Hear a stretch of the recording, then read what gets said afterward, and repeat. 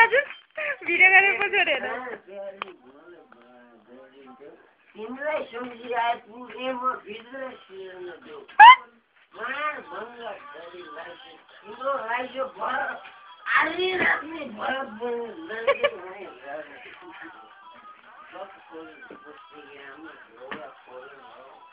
बाहिर जाडो कति साह्रो ढोका खोल्नु कति ढोका खोल्नु बाहिर जाडो कति साह्रो यसले ढोकै खोल्ने भयो